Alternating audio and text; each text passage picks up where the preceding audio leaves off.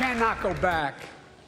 I'm here tonight to show what I believe is the way forward, because I know how far we come.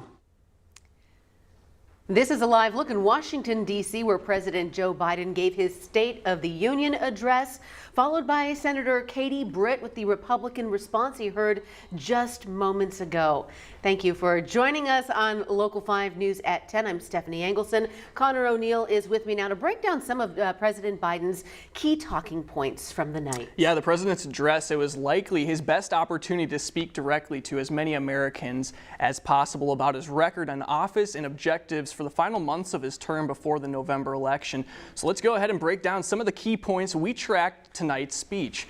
Biden spent most of the evening addressing the nation's economy, providing aid to the Middle East, and supporting Ukraine in its war against Russia. Now, starting with the economy, President Biden reflected on the country's recovery from the pandemic recession and avoided talking about the stock market, but instead mentioning lower everyday prices, which affect majority of Americans. Now, when it comes to his goals moving forward, Biden said he would raise the taxes on billionaires to 25%, cap prescription drug costs for everyone at $2,000 per year, and added, if anyone here tries to cut Social Security or raise the retirement age, I will stop you.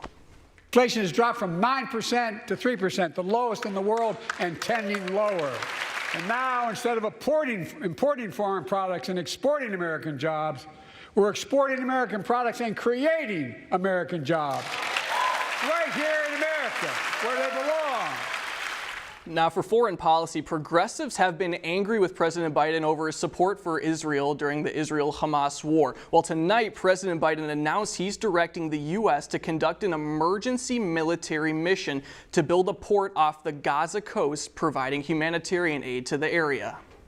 Israel must allow more aid into Gaza to ensure humanitarian workers aren't caught in the crossfire.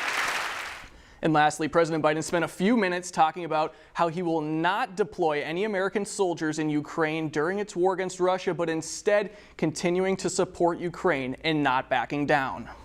If anybody in this room thinks Putin will stop at Ukraine, I assure you he will not.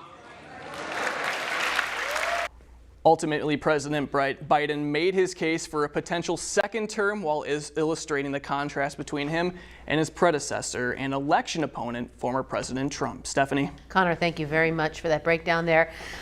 Former President Trump gave live commentary during Biden's address on his social media site, Truth Social. In one post, he wrote in part, quote, Biden's anger and shouting is not helpful to bringing our country back together. Governor Kim Reynolds also responded to Biden's speech tonight. She said in part, quote, Biden wants us to believe nothing is wrong, but that couldn't be further from the truth. Iowans and Americans know it. There are many other talking points Biden made tonight. For a more detailed look at his speech, you can head to the homepage of weareiowa.com.